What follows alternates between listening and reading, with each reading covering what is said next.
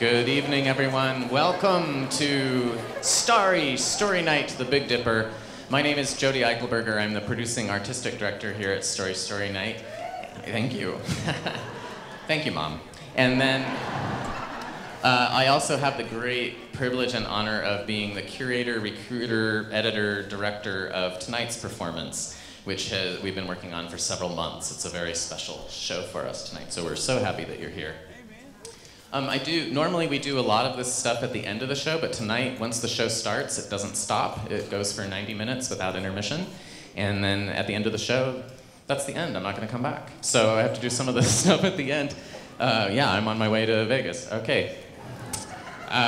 So one of the things I do want to do, and in particular with this show, is acknowledge that stories come from the land and its people, and we are all on the unceded territory of the Shoshone, Bannock, and the Paiute people. One of the ways that we as an organization address that is to make sure that we are searching for and sharing the stories that reverse or address the fact that there's been a lot done to erase these cultures' history and stories, and so we want to be a venue that brings them out again. And tonight is part of that. We have a lot of people to thank. What I'm going to start with, though, is saying thank you to our Story subscribers. Those are our monthly sustainers. Where are our Story subscribers tonight? Thank you. They're scattered all over the place. Hooray. We are starting a new thing, which tonight got a little weird because Jump is changing all of their equipment pretty much as we speak in the parking garage. And so we are planning to provide parking for Story subscribers. And some of you were able to get that as an add-on with your ticket purchase as well. Currently, it's a magnetic stripe, and you take your first ticket, and you keep it, and then we give you another ticket when you come up here, and then you take both tickets downstairs, and you put in the first ticket, and then you pay for it with the second ticket. Simple. It's simple. Next time, we think, you get from us a ticket that has a QR code, and then as you leave, it scans the QR code, and the gate goes up. That's what's supposed to happen. We'll see. Some of you will already be here for our next show the following month, because you'll still be in the parking garage, but you'll get front row seats. All right, we also have to thank the Modern Hotel for hosting our storytellers who are from all over the state of Idaho tonight. Thank you so much to the Modern Hotel. They actually met for the first time in person over dinner last night. We want to thank Jump. It's been our home for the last 8 years for this series. Yeah, that's hard to believe. We're starting our 15th season right now. This is what's happening right now. Jump has always been very generous with us, but this show in particular, they let us come in yesterday in order to greet all the storytellers and have them feel more comfortable in the space. They got to work with the musicians for the first time, and that was really critical for the show. I mean, we already put it together so fast.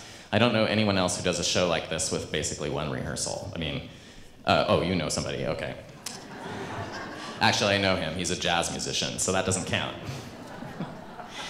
This program is supported in part by a grant from the Idaho Humanities Council, which is a state-based partner of the National Endowment for the Humanities. And our lawyer on our board requires me to say that any views, findings, conclusions, or recommendations expressed in this program do not necessarily represent those of the Idaho Humanities Council or the National Endowment for the Humanities.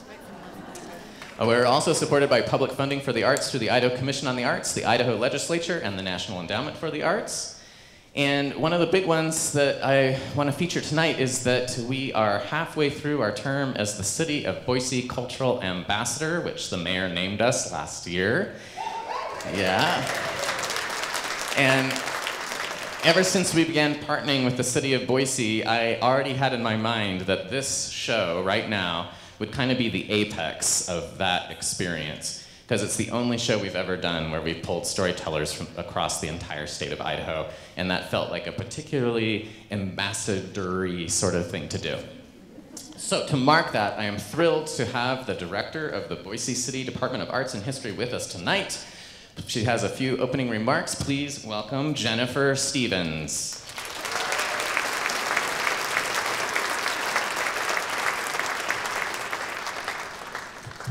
Hi, story lovers. It's great to see what a huge, incredible audience we have.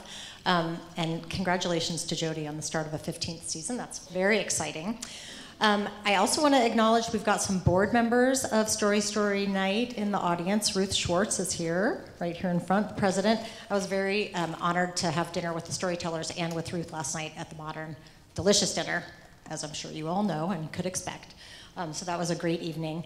I also want to acknowledge that Katrin, and I'm sure I'm going to say the name wrong, Shirgi is here, and she's their new grants manager. I got to meet her for the first time a couple of weeks ago, so just want to acknowledge those folks. So as Jodi mentioned, the mayor appointed Story Night the cultural ambassador. It's a 2-year term, and she did that at the 2023 Mayor's Awards for Arts and Excellence last year. So we were very thrilled to appoint this incredible program to be that person, that organization, whatever it is. And I think the important thing to know about the Cultural Ambassador Program is that it's really designed to share Boise's cultural and creative community with other cities across the globe, which sounds like kind of a daunting task, doesn't it?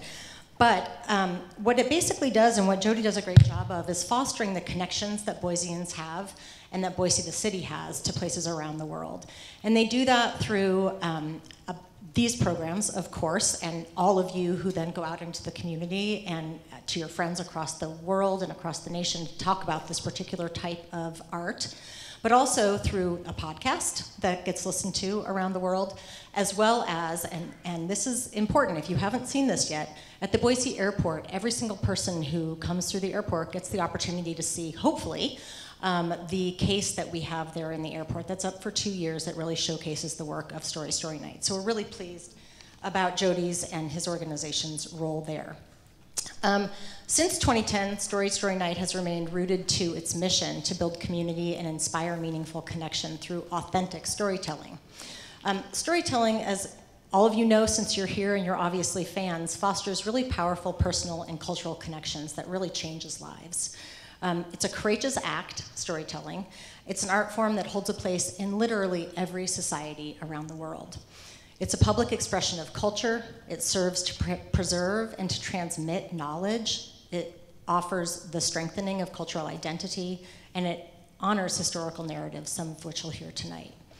So by providing a really dynamic platform for individuals to share contemporary narratives reflective of Boise's rich history, our society's ever-evolving culture, and personal experience, Story Night celebrates both the commonality as well as the diversity of the Boise community and our common human experience through the art of presenting the true stories that are told live, on stage, in person, in a dynamic setting. So tonight's speakers are no exception. As I mentioned, I got to have dinner with them a little bit last night and get to know them. I am very much looking forward to hearing their entire stories as we watch them on stage and listen to the incredible things they have to tell us about their lives across Idaho. And I just want to thank Jodi and his organization for being excellent ambassadors, doing ambassadorial type things around the state and around the nation and around the globe. So thank you so much, congratulations, and we can't wait for the night. Thank you, Jennifer. All right, so I kind of want to just get the show started here, but there's a couple things I do want to make sure that you know before it might help you absorb what you're hearing or understand what you're experiencing. One is all those thank yous, none of them were part of the artistic staff. We don't have a printed program, so I highly encourage you to go to our website to look at the event and read the program there for all of the individuals, the composers who are all over the world, the different people who are supporting the program who aren't here tonight, including the ones that are here tonight. So, I've made this number up, but it's close. 95% of the words that you hear tonight are the words belonging to the storyteller reading them. So those were collected either through a written submission or through an oral interview, and then my job was to mix it all together. So they kind of weave in and out of stuff that they wrote, stuff that they said spontaneously that they never thought would be in the show tonight, but is, things that became important that didn't seem important at the time, but in context, they're wonderful. And then also to help you because, you know, the basis of the show was just as there are 7 stars, major stars in the Big Dipper, We divided Idaho into 7 regions, and each storyteller shares their point of light to bring together one illuminating story. And to help you imagine that, we've roughly set up the stage geographically. So imagine, if you will, over here, you're in the southeast portion of Idaho, somewhere near Preston, and then we're moving. We just passed Boise, we went to Potlatch, and then we're clear up north in the Panhandle by Hayden Lake and Coeur d'Alene. So you will go on those journeys with all those storytellers. I'm so happy you're here tonight. This is going to be a real special event, and please enjoy Starry Story Night, The Big Dipper.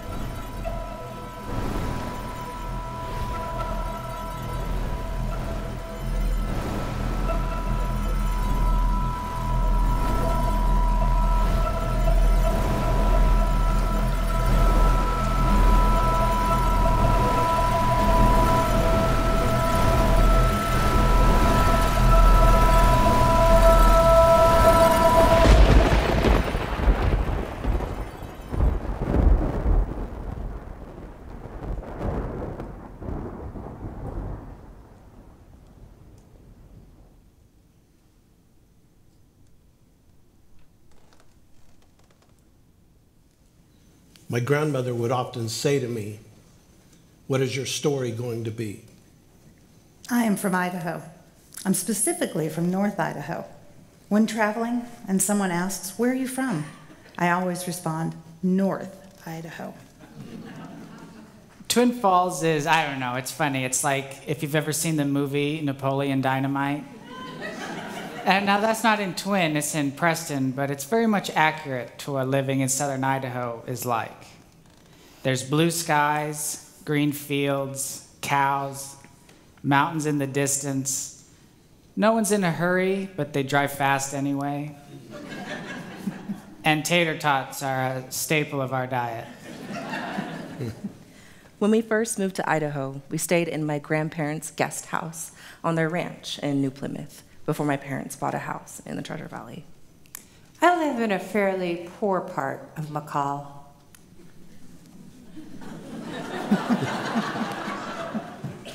Picabo is about halfway between Craters of the Moon and Haley. Potlatch is 70 miles from Coeur d'Alene. Space is about 70 miles from Earth, depending on how you define it. My people, the Northwest Shoshone, have always lived in northern Utah and southern Idaho, and particularly the Bear River Valley. I was the first student in my school district who was physically disabled to be integrated. My dad was beaten and jailed by a police officer when he spoke up for a black woman seeking to integrate the high school and spoke back to a cop. The record stated he was drunk. When I was in high school, I took an astrophysics class, which is probably not common. I had 2 young kids when my wife and I first moved to Picabo. We wanted them to go to Blaine County schools because it's a very well-funded school district in Idaho. My grandmother was an educated woman. She was the product of the boarding school system in the 1920s, a system designed to assimilate the natives into Euro-American culture. I became disabled during a period of time in which the state still had the right to institutionalize someone like me. In fact, they'd already signed the papers. I was going to be forced to be sent to an institution to live out the rest of my life. Their creed was to kill the Indian to save the child. But my parents thankfully fought for me, and I was able to come home. In my undergrad, I had so many things I wanted to do that professors would blatantly tell me were not possible for me because I was not someone that was good enough or someone that was clever enough or deserving of those opportunities. And it was the same at Montana State University.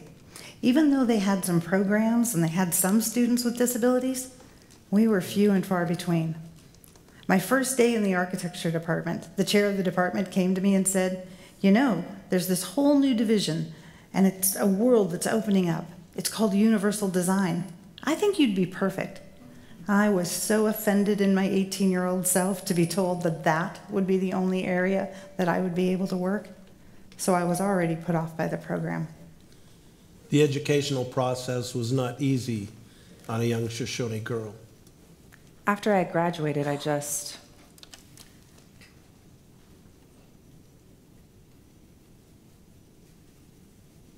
couldn't even play my violin. I couldn't hold it without shaking.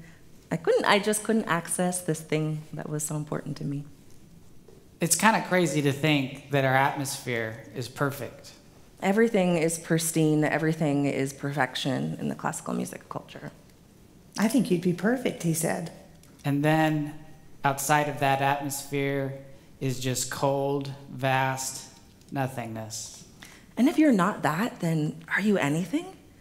And I think that messaging just really sunk into me. Most of my friends growing up were farmers or ranchers or like 4-H people. So it was just like, dirt loving. I am a person of the earth. I carry it beneath my fingernails like 10 black and waning moons. On one occasion, while attending the Washakie Day School, my grandmother's teacher made her stand on a chair in front of the other children and said, "May, you're going to turn out like the rest of these young children, sitting in the dirt and being useless for the rest of your life." My father, too, carried soil beneath his fingernails. In high school, I'd say half the men in my class had trucks and would just take them out and get them dirty, and that was pretty much it. Well, and it really mattered if you had the most dirt. It really was a contest. While in high school, my grandmother did something that has literally changed our culture. She began writing down all of the stories that she'd heard from her tribal elders, and especially her grandfather, Dabuzi. I just want to write all of my stories that I have before I forget them. I dropped out of school and I returned home. I told my parents, I just need to better define what it is I'm trying to do. I know that I want to work in the creative sector, but I don't yet know what that means. I have a degree in geology, and I love rocks. I was a history teacher.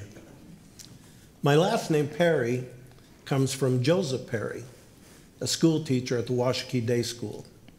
Joseph allowed his young son, Grant, to attend school with the Indian children. Grant Parry and May Timbimbu met as 5-year-old children, and the Parry name comes from that union. For 11 months, I was nameless. I was just called baby girl. I've always just kind of been like, there's more. There's more that I can do. People just notice the Big Dipper, but it's a much bigger constellation than that. And I just need someone to be able to see it. And I think if they see it, then we can all do amazing things together.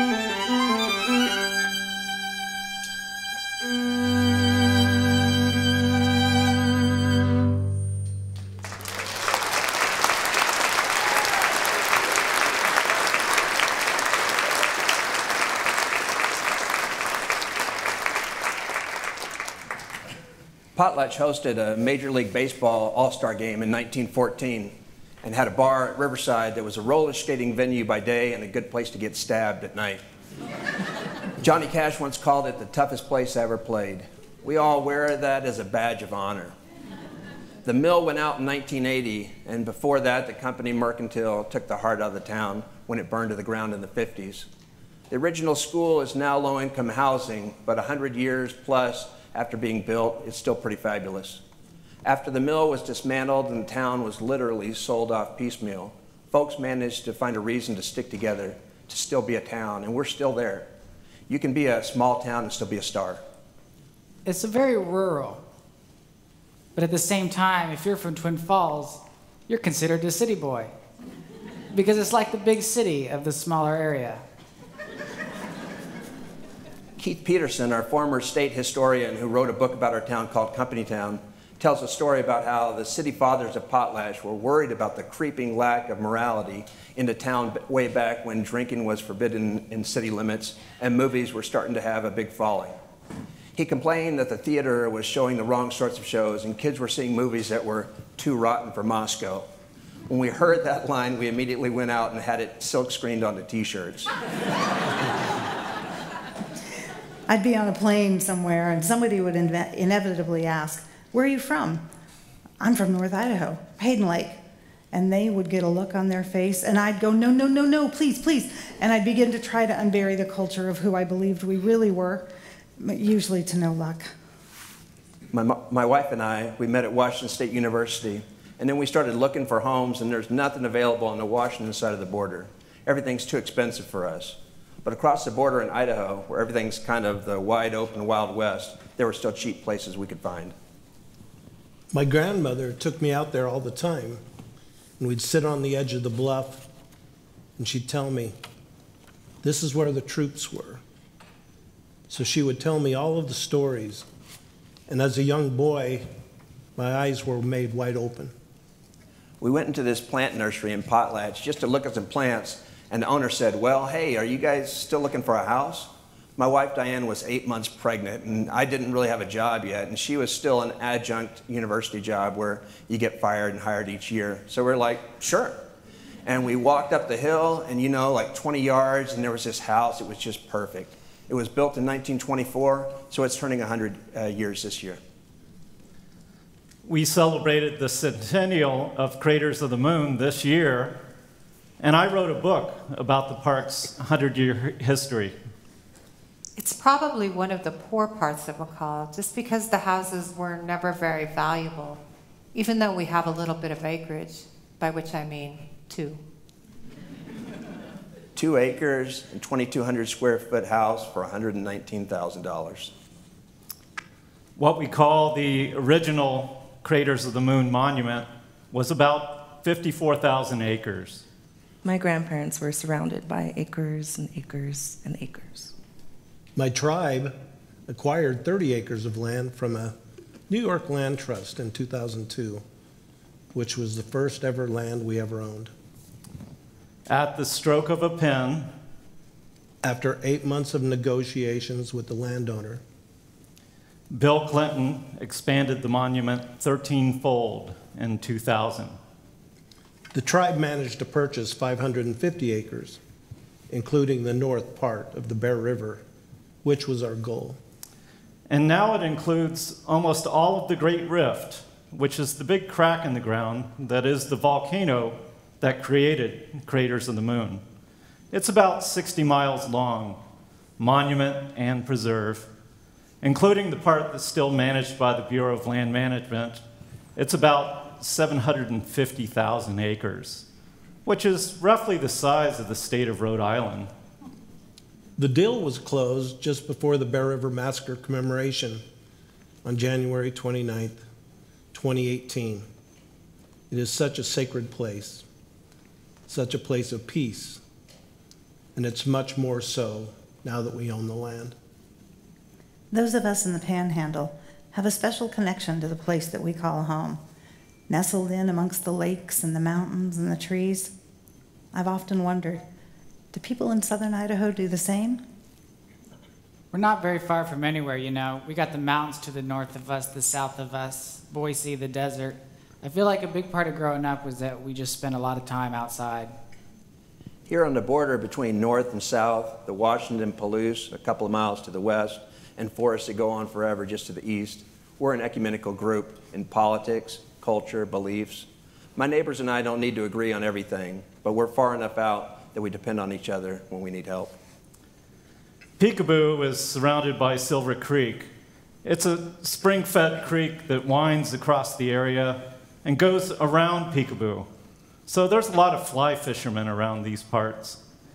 I do say that I live in the mountains with 2 dogs and a fisheries biologist. I was definitely a nerd growing up, like pretty much into books and stuff. I still love fishing. Fly fishing is a very big part of my life.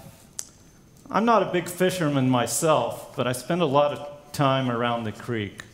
On hot summer days, I like to run out there and jump in the water, which is always very refreshing.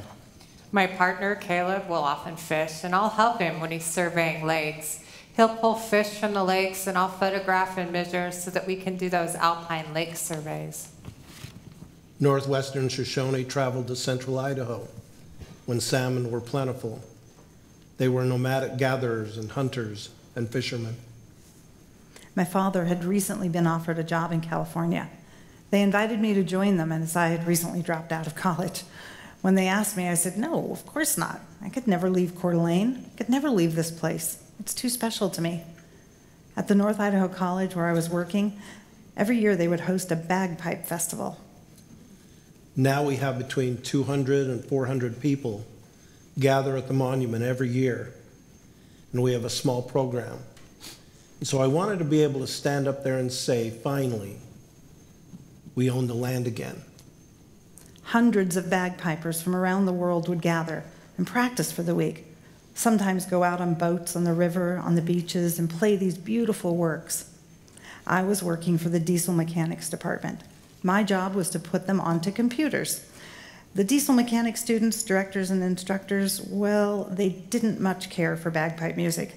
And as the bagpipers would practice throughout the day, they would often mock them. Embarrassed, I went home that night and I spent the evening baking brownies, cookies, and filling a large basket. The next morning, I arrived on campus early and went from bagpiper to bagpiper to reassure them that just because the diesel mechanic boys didn't care for them, that didn't mean the rest of us didn't. So I was invited to join them at the pub that night.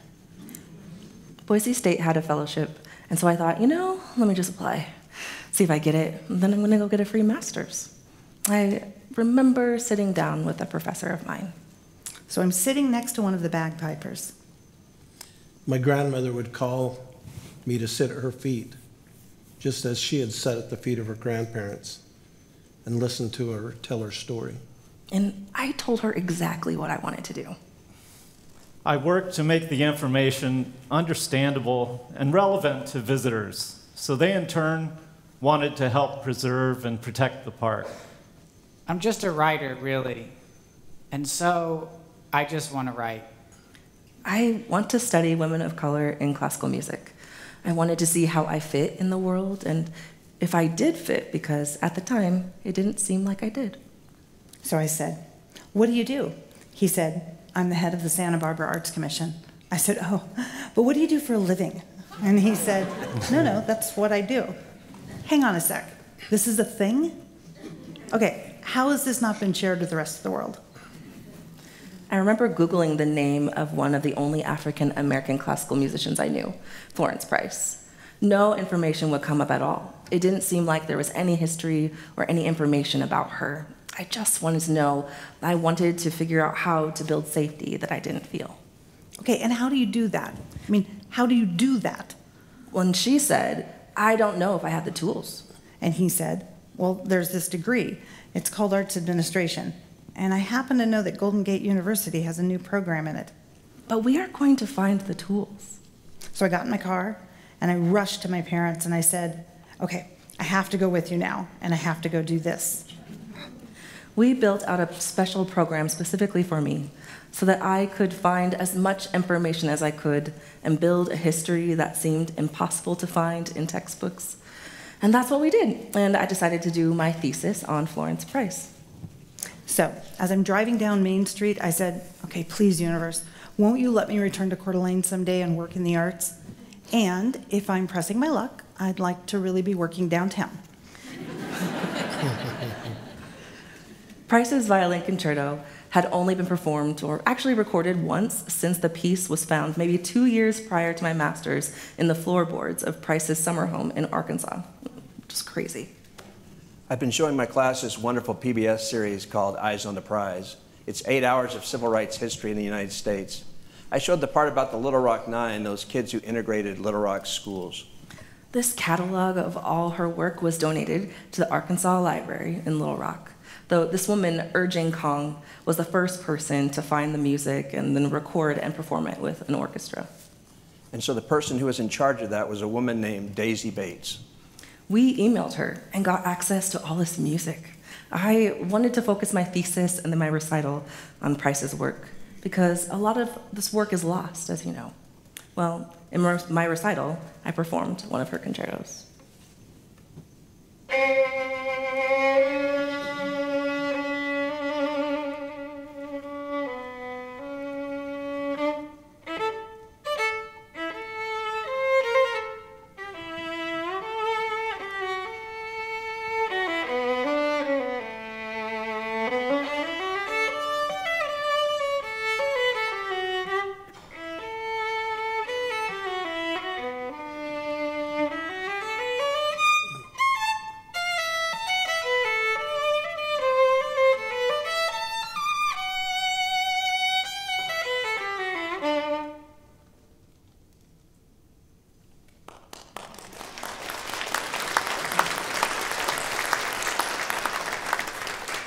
My dad, who went to Central High School in Little Rock, who was a Harvard grad and a professor, a PhD, he was outside the school one day.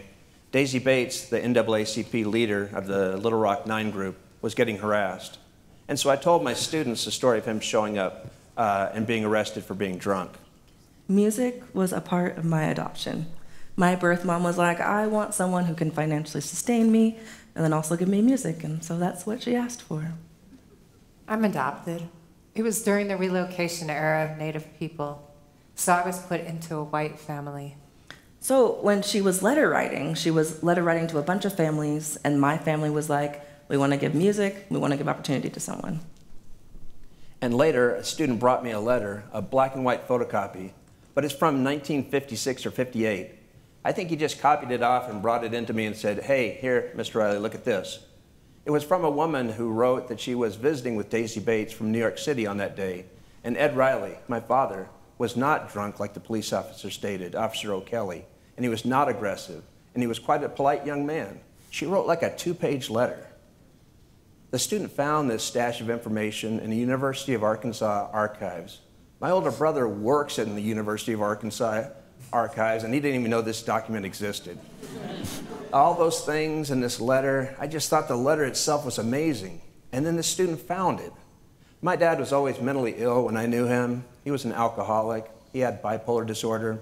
He was quite broken by the time I grew up. And so this student gave me back my dad. It was an incredible gift. And so that's why she chose my parents. They promised her that I would have any music I desired whenever I was ready for it.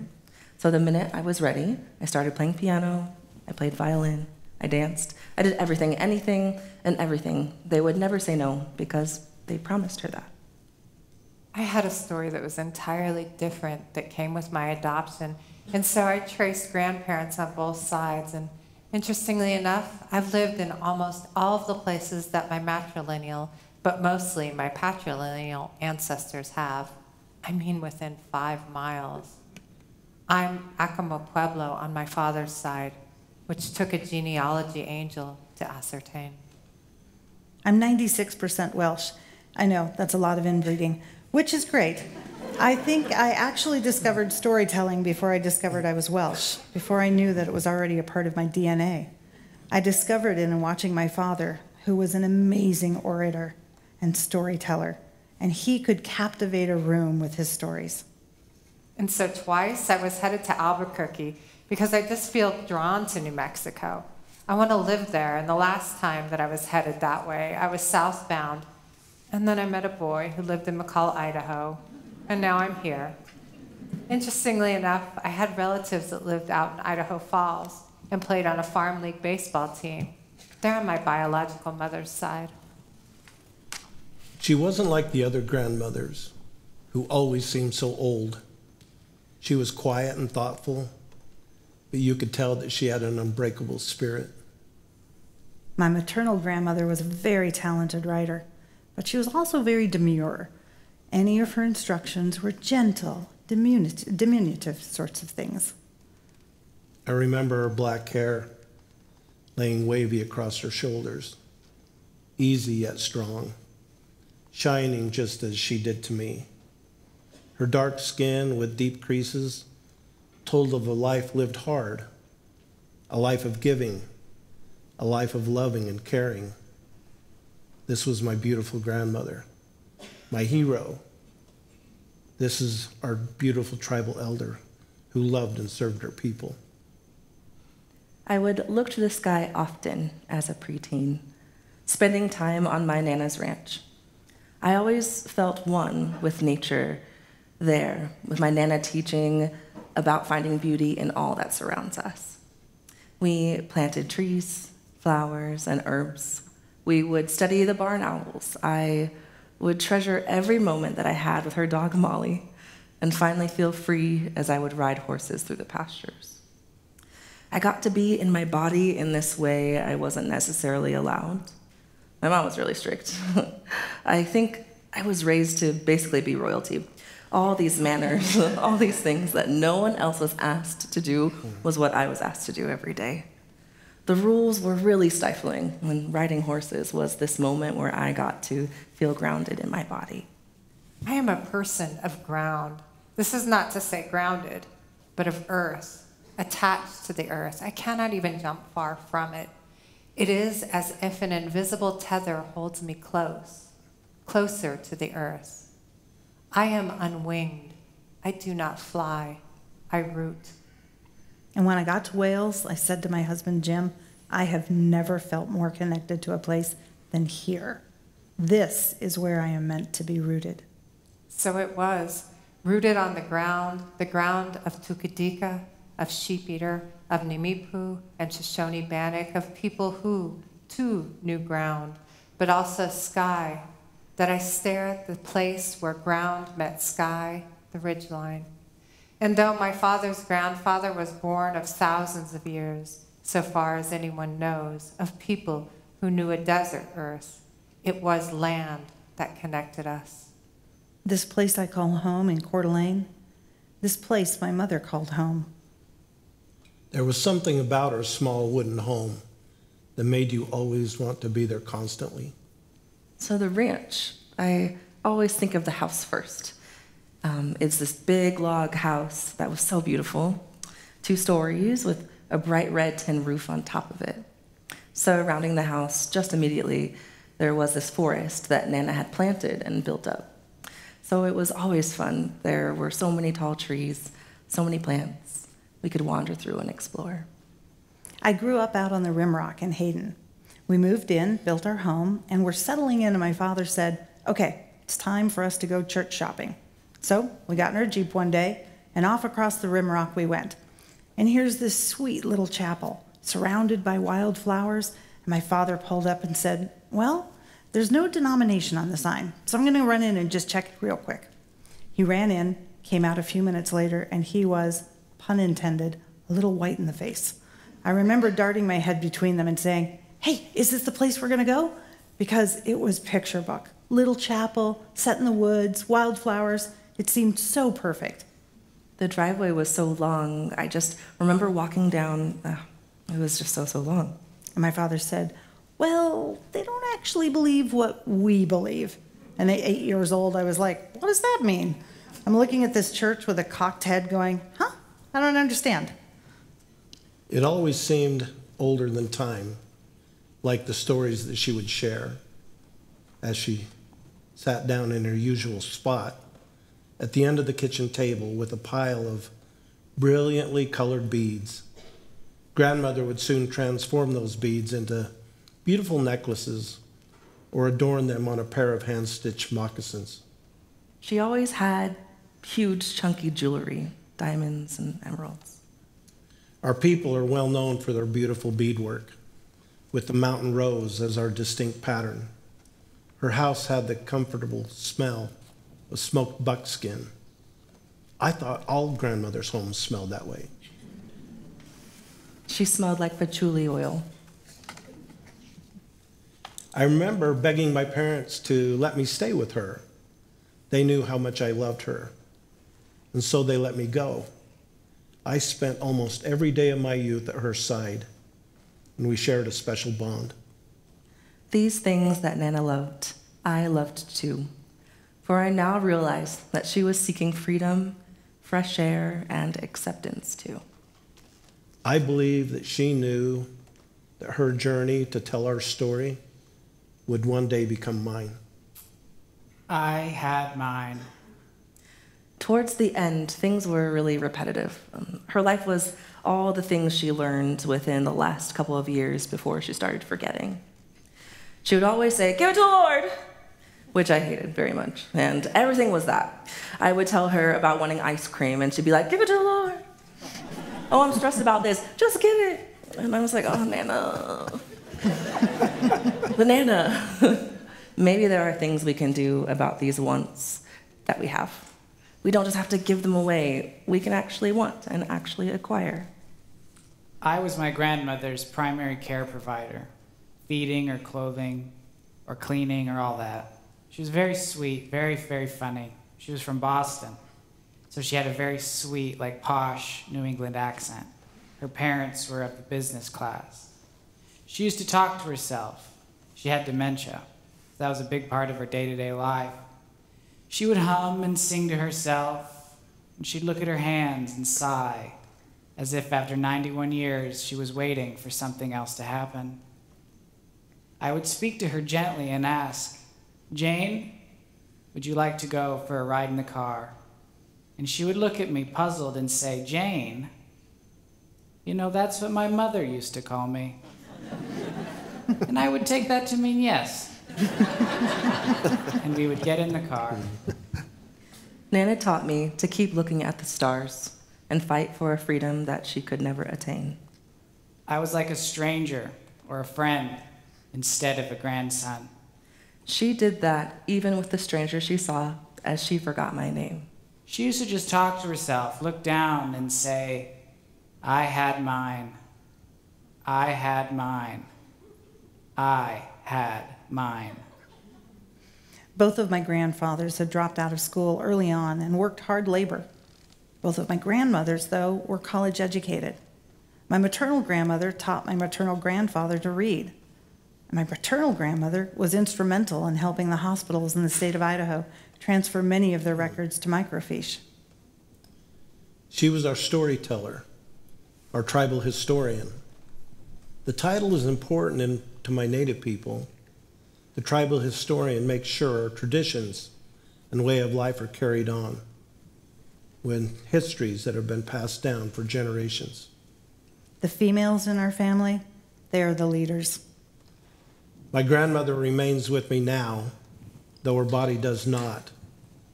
There are times of each day when I feel her presence. I had mine. It was almost like she was acknowledging the fact that she had lived a full life without consciously understanding it. Sometimes when I speak with children about my culture and traditions, I feel her with me, and I hear her stories speak to me as they did in my youth. I also felt her nearby when I meet people at the Bear River Massacre site, who, like most people, are learning about the events of January 29th, 1863, for the very first time. It's out of sight, out of mind. In general, people have very little understanding of craters of the moon. That's changed a bit in recent years, but we're definitely not a brand name park.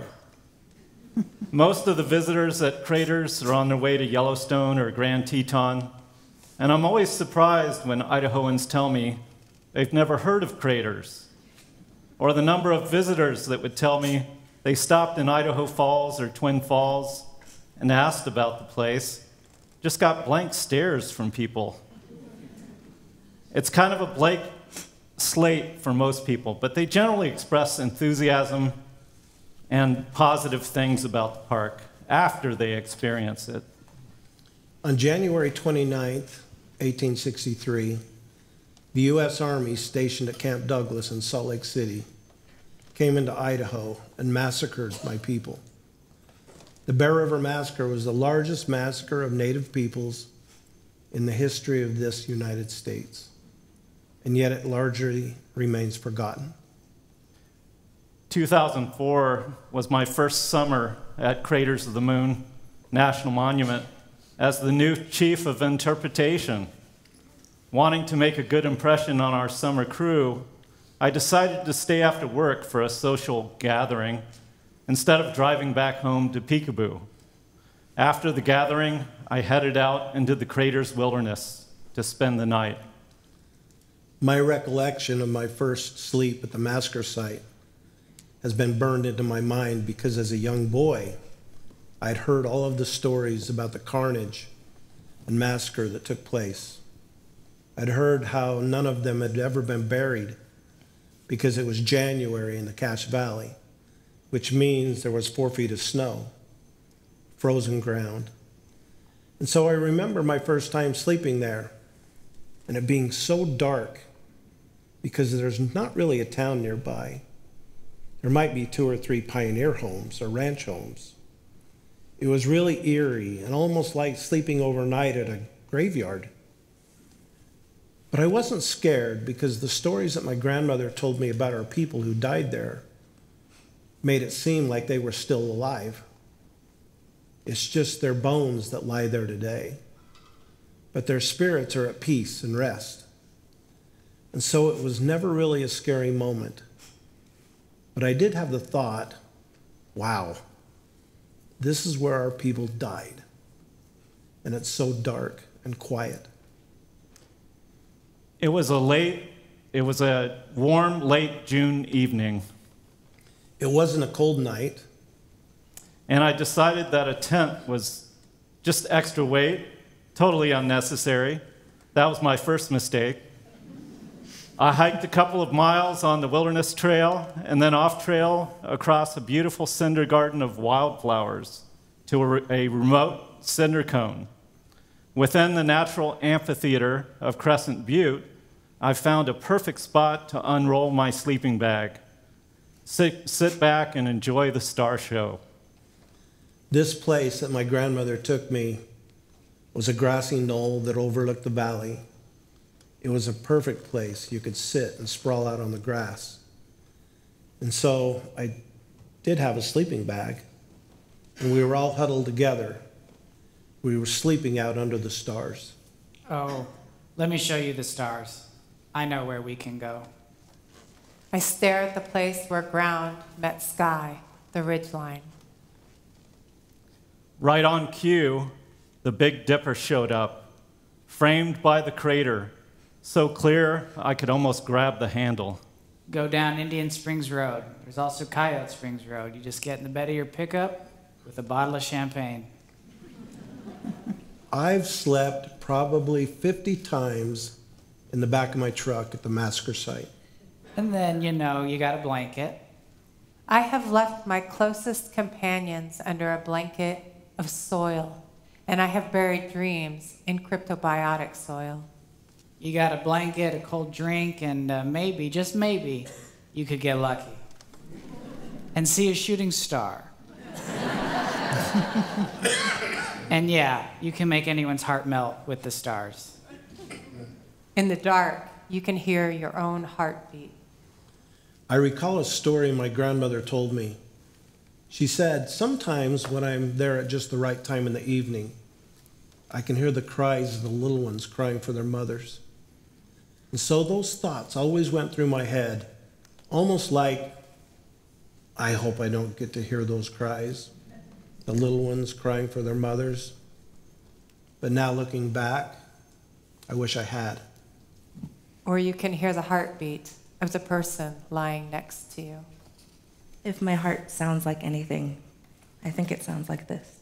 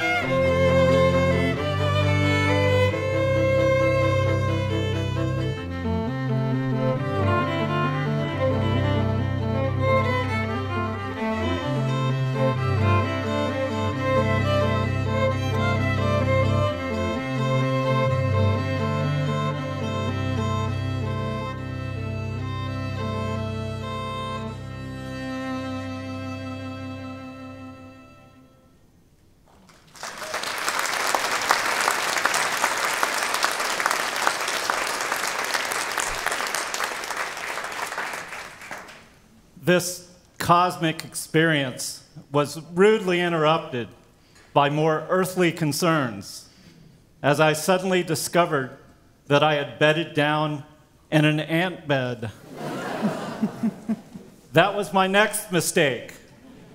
The six-legged creatures were none too happy about me either, as they emerged from their bed into mine, and I abruptly started an ants in my pants dance.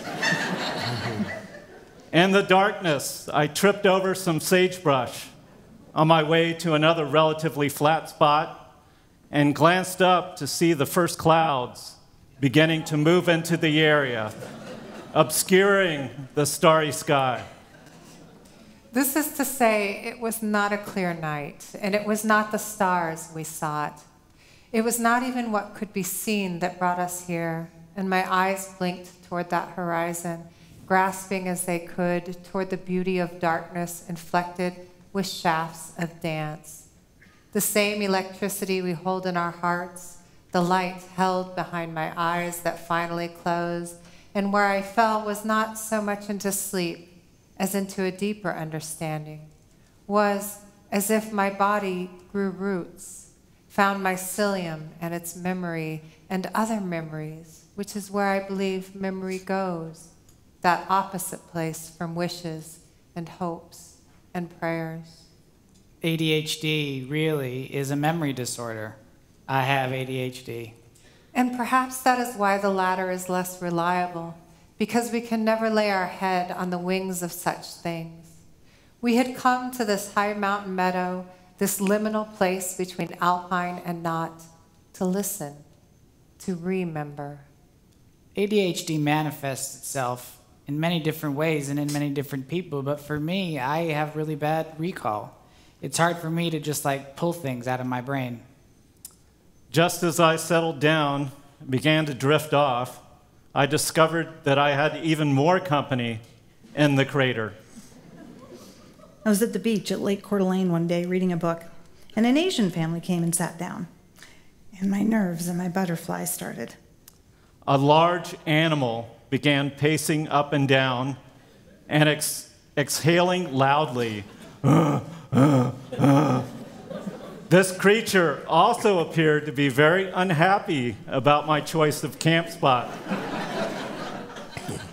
Minutes later, an African-American family came, sat on the beach, and I was like, oh, this is great. This is wonderful. Okay, so everything's going to be all right. Each time it moved closer, I shined my flashlight around the crater, but the increasingly cloudy sky had made the darkness so intense that I could not see the creature. I was in a tree stand hunting elk, and I heard some heavy crashing coming through the forest towards me. And there was a trail, but you can't see that trail once it goes up into the forest, but I could hear it. And then, like 30 minutes later, an Arab family came, and I was like, sweating bullets. I could only hear the sound of heavy breathing reverberating off the crater walls. Now, there was nothing happening, but I have PTSD from growing up in a community like that. I knew if it stayed on that trail, it would come right under my tree stand. And sure enough, it did. I thought it was a big elk at first because it was loud. And so I grabbed my bow. I'm 20 feet up in the air, up a tree and pretty well concealed, and... Attention. I think it was an elk. A black bear stepped out.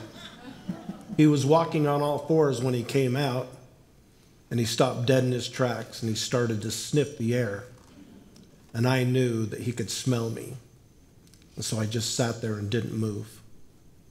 The last kill I made was a cow elk. I want to be present for that death. Deficit. I want to feel what it takes to kill that animal so that I can appreciate the life the animal gives me. But like I said, I never actually saw him, so it was kind of freaky because he was just literally hyperventilating. Hyperactivity. Like going up into the crater and kind of stamping around, but as much as I tried to see what it was, I cannot see him with my little headlamp.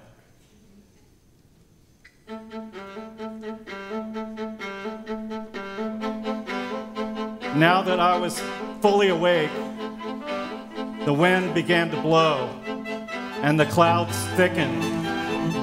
What followed was the most intense thunderstorm I have ever witnessed. Disorder. It was a rainy night, but not where we lay. We lay on the ground in the Frank Church wilderness. Our tent flaps were open because the rain was on the ridgelines south of us.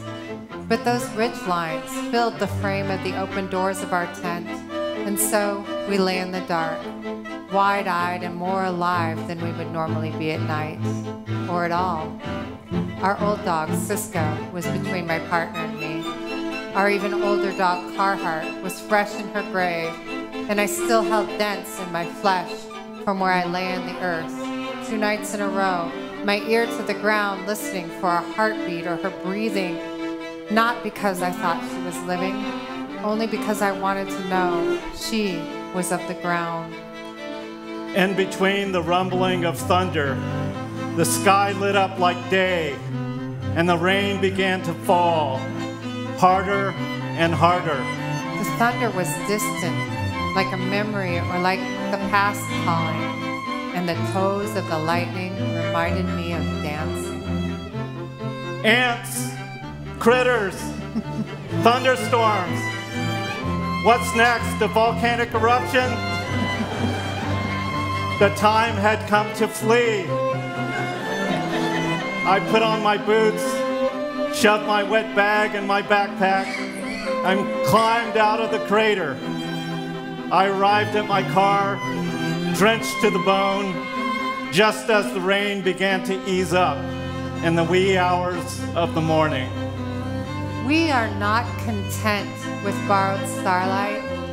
We seek the illumination of our own experiences, the radiance of the first stories.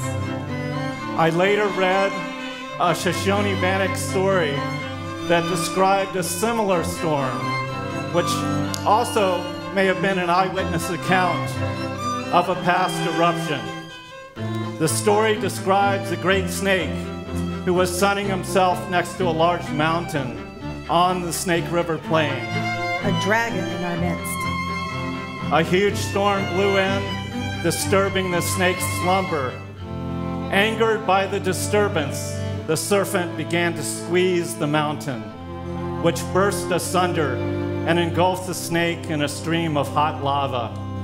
Some say that the skin and bones of the great beast are still visible in the young lava flows that originated from the Great Rift. Oh, that's wonderful. I haven't heard that, but I love it. I haven't heard that story.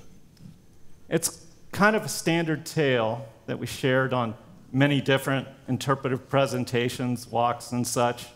I used to talk about it when I led cave walks inside of Indian Tunnel, which was named because there's some rock rings out in front of the cave entrance that were left there by Shoshone-Bannock people.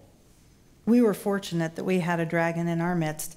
He would raise his head and help us. We had the likes of Father Bill Wasmuth, who helped us to navigate these times and created an anti-hate organization, and that we were forced to ask ourselves these questions. This is how we want to be defined. The sky is cut up into 88 different sections. And this is who we want representing us as a community and such. And so, while it was not good, there was good that came from it.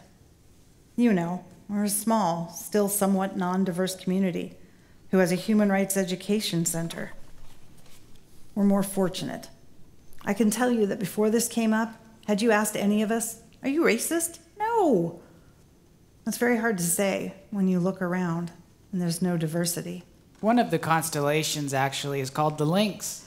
And it is called the Lynx because you cannot see stars there. You have to have the eye of the lynx to see it. It does not mean that stars aren't shining, even as we cannot see them. One day, a few years back, Potlatch was upgrading some security measures on the city well property that's a buffer between our house and Highway 6, probably a part of some infrastructure funding. And they installed a bright halogen light on the wall, on the well maintenance property that shone directly into our bedroom. I mean, it was one of those supernova lamps that people have way out in the country where it's really dark, and they live there because they don't like living in towns with all the lights. Super bright. When I lived in Boise and I'd come back to Twin Falls, it would always blow my mind how much more of the sky I can see there. The excitement visitors felt while viewing the Big Dipper under the profoundly dark sky of Craters of the Moon was infectious. Many of these folks came from cities where it is a challenge to see anything in the light-polluted sky. Then, once I do get out of town where there's actual dark skies, like Bruno's sand dunes, I wonder, why did we ever put up lights in the first place? Why would you hide this? And then we have a designated dark sky area somewhere, Craters of something. Maybe someone knows about it. So I went to a city council meeting and complained to them about how their lighting upgrade was negatively affecting my sleep. One of the council members leaned over to me and said in a stage whisper, "That's what a 22's for." I laughed and I said, "I thought I'd go through the regular channels first." I didn't tell him that I was probably the only person in Latah County who didn't own a gun. Next morning, about 6:30, as I was getting ready to leave for work, there was a knock on the door. "We fixed that light for you. Hope that solves your problem." And just like that, with the installation of a simple metal cowl to shade the light downward, there was a miraculous example of good government in Idaho. Who would have thunk it? When I hear of us being a dark sky designated state, I always think of that story. A night, much like this one, and we were on the edge of Twin Lakes. We called the hike to get there, walking the high lonely, for there was only a ghost forest of white bark pine. We walked a ridge that looked down into alpine lakes.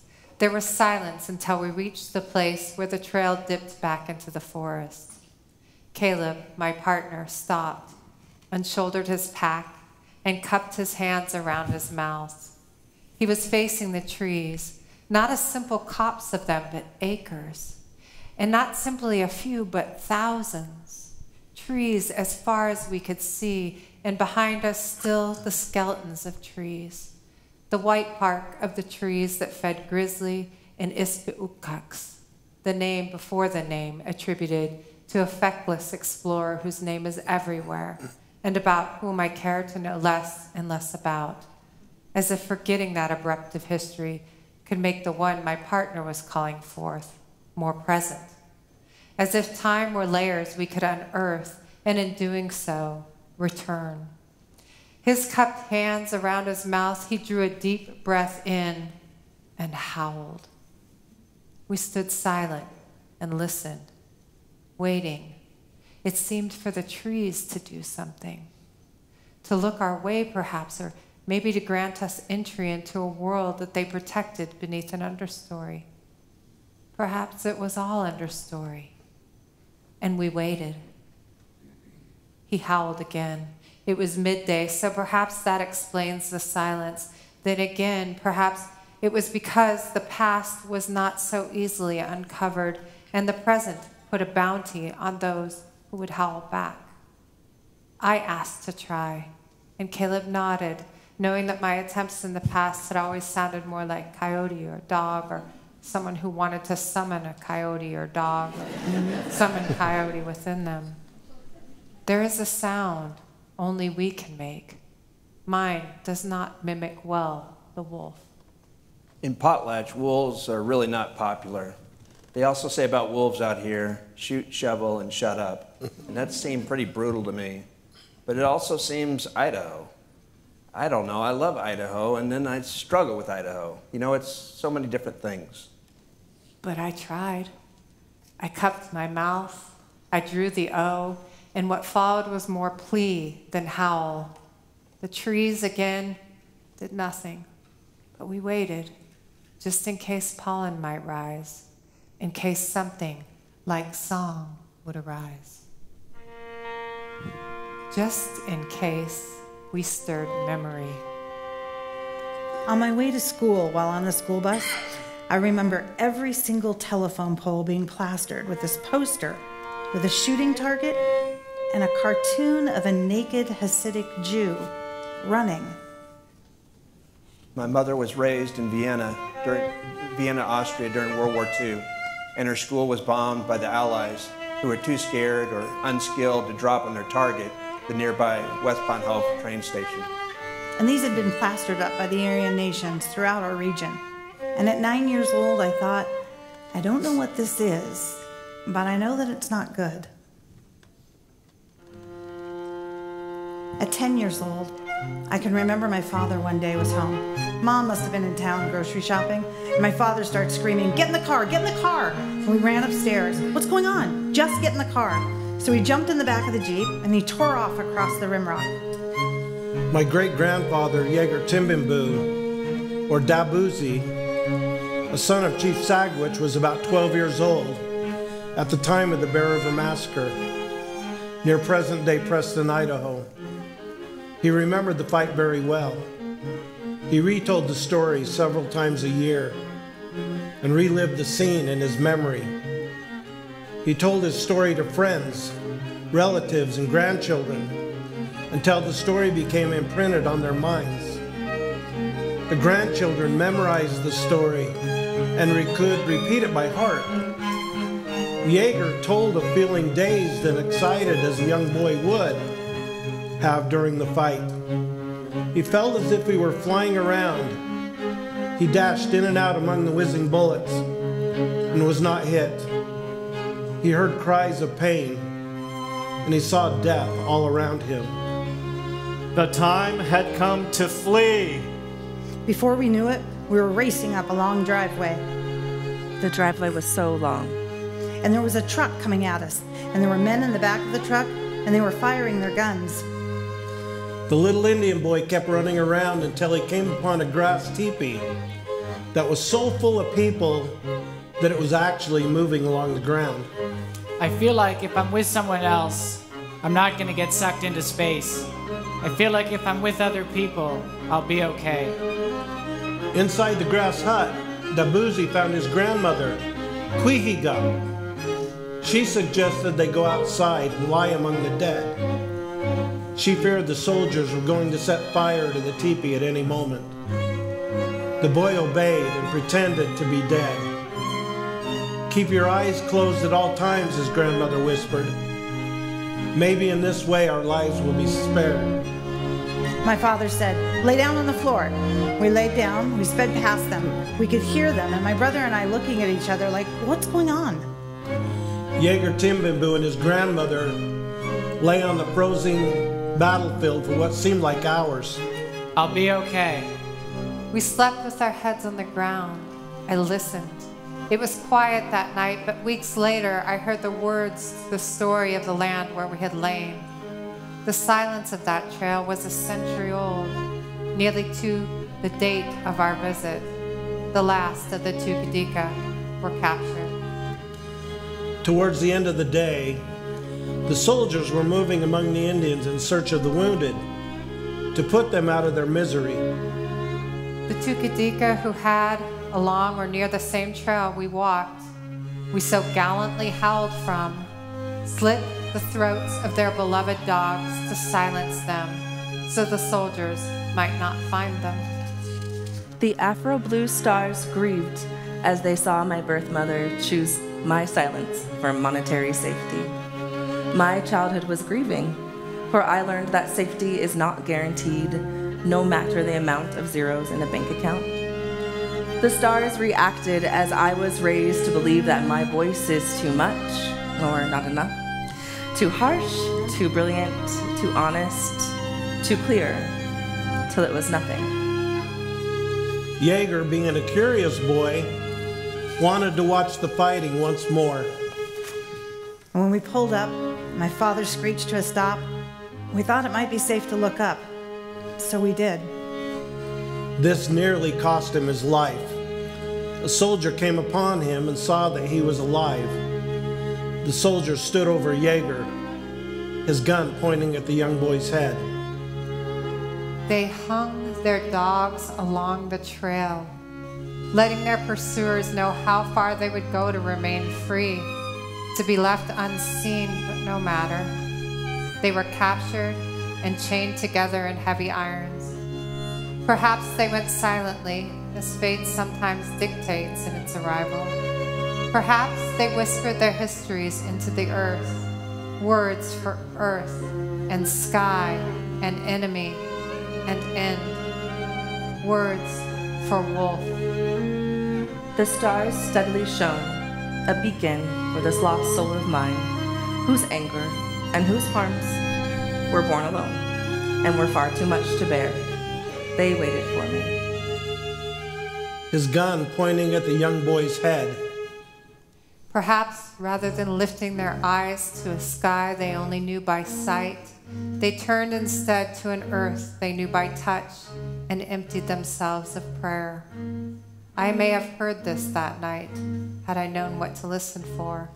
but the power of colonization lies in its insistence to record in a language only it can understand. And there was this house, and it was all shot up, bullet holes, and spray painted on the outside with a big swastika.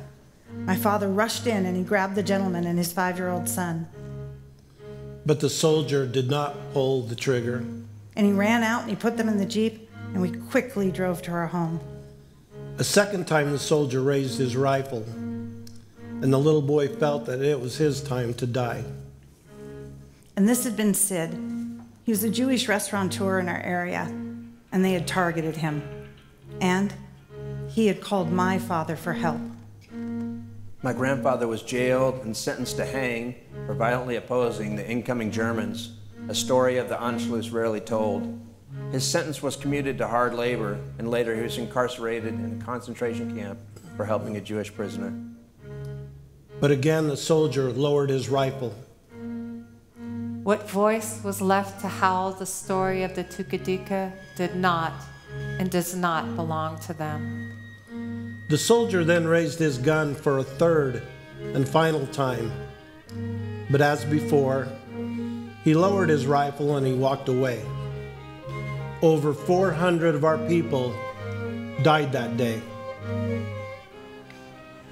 The next morning, when we woke, we walked around the shoreline and found casings and bits of tack in one cigarette case. As clouds sometimes cover the sky, history sometimes covers itself. I wondered what I might find if I scraped the earth until it bled. Knowing that the spirits of my people lie just beneath the surface. I began to try to unbury the culture of who I believed we really were. But this earth should not be disturbed. My elders have said that languages of the first people are sleeping.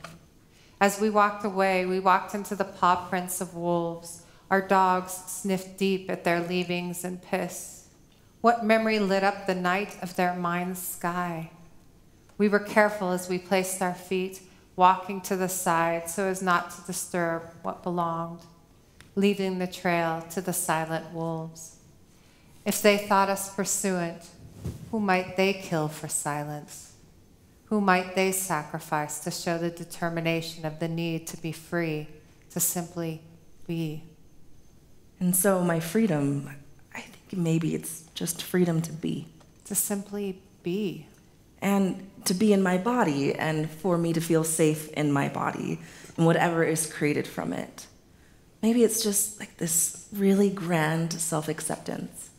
I think that's what freedom is, self-acceptance and then self-ownership, taking ownership of where I am and then placing my body and what it's doing. Being able to sleep at the site fosters so many different thoughts and feelings about place, about how Native peoples have always viewed the environment and land and rocks and plants, what my grandmother called our non-human kinfolk. Well, that means we have a different relationship with them. In my music, when I was a kid, anytime I was in the midst of emotional upheaval in any capacity, I would just go to my instrument and I would play my heart into whatever I was doing. I had an artist of color from LA who wanted to build a connection here in our community, and then they just kind of faded away. And our Native artists are interesting because, well, I'm a commercial art gallery. They don't necessarily view what they do as artwork or something to be sold. It's more spiritual. As I got older, I stopped having this access to my instrument in a way that felt personal to me. It was just work. It was just a job. It was this thing that I was fighting for that I couldn't seem to get to anymore. They do it for culture, things like that. So we've been lacking the opportunity for connection. But we've had these conversations. As the chief of interpretation, me and my crew were interpreting the natural and cultural resources of craters of the moon and helping people to understand what the scientists, historians, and other experts were talking about. When I started thinking about where I live in relation to the Big Dipper, I did a little research and found the star Megrez. The Big Dipper is just part of the constellation. The whole constellation is supposed to be a bear. The Great Bear, and the handle is really the tail of the beast. Megrez sits between the cup and the handle of the Big Dipper, just like Potlatch is between the pan and the handle of Idaho, somewhere between the floating green of the Coeur d'Alene Resort and the potatoes of the South. It's fairly dim as stars go, and in the Ursa Major schema, it's at the base of the bear's tail. Have you ever seen a bear with a long tail? I don't want to say we're the bunghole, but anyway. When my kid was little and he got assigned to study a planet in science class, he came home and said, "I got Uranus." Of course you did. I still know all the constellations. I forgot to look at the stars last year. I saw the Big Dipper on the moon. I was too busy exploring the world, taking chances, career building, trying to figure out romantic entanglements and myself. I was too busy to look, too excited that I finally got to reach beyond myself. Oh my goodness, I finally had the tools. And all these people were writing us back instantly and giving us access that I didn't think we would ever have. It was the coolest thing. We had so many conversations with these amazing historians, and my professor she made that degree awesome. I was finally building something that seemed to be meant for me and my heart. Something bigger than me. I felt my heart beat in sync with those with whom I created. Every day was chills and gratitude and learning. It felt like it was finally my time. Time to have a voice, time to be seen, time to be inspired, to be free, to realize how good this life gets. In January 2018, we were able to purchase 550 acres of the Bear River Massacre site. It was a huge blessing for my people to obtain this sacred burial ground. Knowing that the spirits of my people lie just beneath the surface makes this the way that we can honor and protect them, and makes owning this land critical. Over the years since the massacre, it has been useful as farmland and grazeland. I had the privilege of negotiating this land deal. There were many times during the process that I felt discouraged, but I believed that I felt the presence of my tribal family who had passed on to the spirit world, and especially that of my grandmother. It wasn't until almost 25 years later I was hired by a gallery in one of those buildings I'd driven by when I left to move with my parents. I was sitting at the front of the gallery one day and doing some work, and that memory returned. You know, how I asked the universe to bring me back to Coeur d'Alene and work in the arts downtown. And it hit me like a ton of bricks. I thought, whoa, I was way too specific. Here I am. In recognition of the outstanding night skies at Craters of the Moon, the International Dark Sky Association designated the monument as an International Dark Sky Park in 2017. Craters continues to be a fabulous place to view the Big Dipper. When I was a young girl, my father laid next to me on the grass of my childhood home and pointed to the stars. "That one," he said, pointing north, for it was summer, "is the North Star. Do you see how bright it is?" One thing I could say about Ursa Major is that's how you find the North Star. You know that, right? It's that draw. It's the North Star, and it's where I'm supposed to be. And it's important to me, and it feels right. And I'm always happy to call this place home. With this land purchase, we will be able to finally tell our story in a way that it needs to be told. An interpretive center designed by architects has been 100% designed and is currently under construction, although funding still needs to be raised due to increased construction costs. This is a place that people can go and learn for generations to come. It is my hope that as we meet together to tell our story, everyone can learn from this history.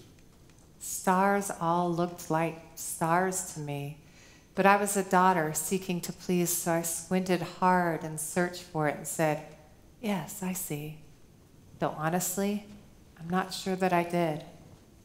You just take the 2 stars on the outward edge of it, and you draw a line, and that line leads you to the North Star. At night, I could look up and see the Big Dipper, and I could draw the lines to where I was in relation to home. But he traced the trail with his finger, which led to the Big Dipper, and as he connected the dots, I did see it. He said, "The Little Dipper is pouring into the Big Dipper." I asked what it was pouring, and he said that it was only a metaphor. Nothing was being poured. I must have shrugged or seemed to lose interest. These were the days when the Milky Way was as obvious as the moon, and yet it was not obvious to me that my father was not only connecting the dots to form a shape in the sky, he was reshaping the sky to remember the night sky. My father, too, carried soil beneath his fingernails. "Sometimes, Bug," he said, placing his pointing hand on my knee, "it helps to stare at the place between the stars. Then the stars become more visible." This, which I made metaphor, I carried, like the dirt, always with me. And I'll get motion sickness if I stare at the sky for too long. These past few months, I've realized a few things. That everything I've built around me is there to honor the women who shaped me. To the woman who had to give me away, to the one who raised me, the one who will forever be my friend, the one who was taken too soon, to the ones on the pages of books and those who have been forgotten. I called my thesis Classical Queens, and then after that, I used all that information I found and turned it into a podcast, and then materials for lecture recitals. And then I turned it into a show with a local orchestra called Serenata, and I entitled the show A Search for Joy. After that, I was giving a speech to the arts organization heads about empowering people of color in the community and offering their tools to the community. I gave a talk at the Arts and Culture Alliance about asset mapping and how it's the first step in creative placemaking, and it is my favorite step. It's where we ask people to determine the skills, the people, the places, the spaces that they have, and then begin to dream what they could be. And then Laura Kendall, the executive director of the Morrison Center for the Performing Arts, and I had a meeting a week later. She said, "If you could do anything, what would you want to do at the Morrison Center?" And I told her, "I want to decolonize classical music. What I want to do is create this tangible example of a world that we could create that is safe and that puts people first. And I want to do that by showcasing these stories that are untold. And I want to do that by breaking all the rules of classical music and have the orchestra be moving and have the orchestra in costumes and there be lighting and set design. And let the whole world know that we have more to offer." And she said yes. This last time, the stars taught me that we are all one of them, new and beautiful stars. I now know to no longer fear my voice, to be a voice for the voiceless, to accept my big dreams in a small town, an even smaller being, that I am meant to bring light to this dark zone and expand forever and ever until we all, in safety and understanding, can glow together. The music and performers you've heard tonight are from my upcoming show at the Morrison Center, Classical Queens Our Time. Created by me, Jessica Joy, and premieres January 11th. It explores the untold stories of two groundbreaking Black female composers, Florence Price and Margaret Bonds, and their unlikely friendship during Chicago's Black Renaissance in the late 1920s and early 1930s. In the show, I collaborate with my friend MC Poetry, or Trey Carlisle. You know, I think he and I think we feel, what do I want to say? We think and we feel in a similar way. He just started writing, and I was like, oh, how does someone write my heart in such a way? This is a part of a poem that he wrote about our ancestors that is in the show. Change ain't something they waited for, it's what they waited for in the water when they was following the drinking gourd. It was when preparing for this evening I learned the drinking gourd is the Big Dipper. It will all be new stories poured from one cup to another. It was a guide for those following the Underground Railroad, a way to find north. That's how you find the North Star. To find freedom. They started to the north, below a star I had no name for. The North Star is the North Star because the axis of our planet's rotation is pointing at the star. So from our perspective, as we spin throughout the night, it appears as though the Big Dipper and all the stars rotate around it. But the North Star does not move. It is our rock, our beacon, unwavering throughout the night and year.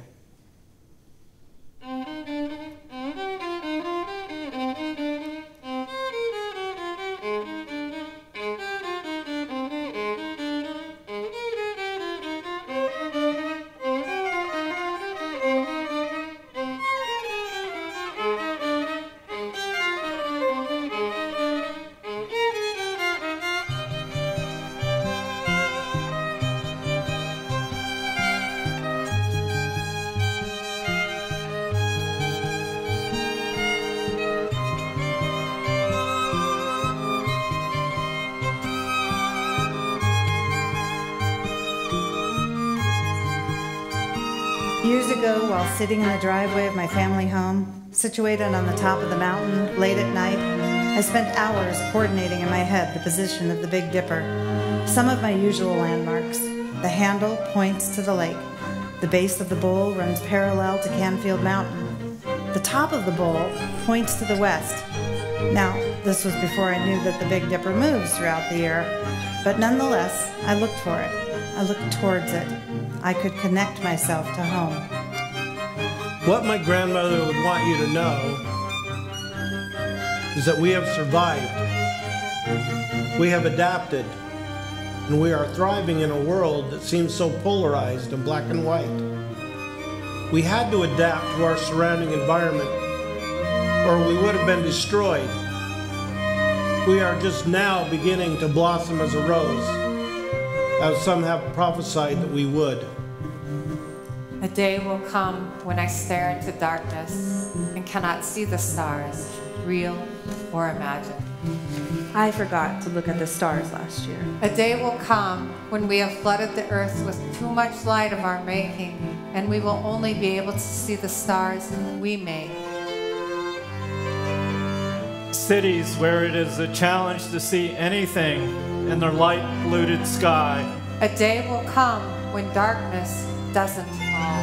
If I stare at the sky long enough, I realize I'm really not looking up. I'm actually looking down, and the only thing holding me to the earth is gravity. I cannot even jump far from it. It is as if an invisible tether holds me closer to the earth. I am unwinged. I do not fly. I root. I'm stuck on a ball. This land, this island floating on a floating island in a sky that is a river that held the bodies of the dancers whose legs of lightning tapped the earth. And the sky really is below me. A day will come when darkness doesn't fall, doesn't sing with the howls or the lightning, bright as they both may be. We are absolutely a state of light and darkness. It will all be new stories poured from one cup to another. My full name is CMarie. My name means bringer of light, means star of the sea. It does not mean eraser of dark. It does not mean that stars aren't shining even as we cannot see them. I am a person of the earth, rooted in the stories of my ancestors and illuminated by the light of my own experience. As I walk this path, I vow to honor the memories of those who came before me, to listen to the whispers of the wind and the earth, and to share my own light with the world, refusing to let the darkness erase what makes us unique, what makes us human. Let us not be content with borrowed starlight. Let Us. Not be Content. With Borrowed starlight. starlight.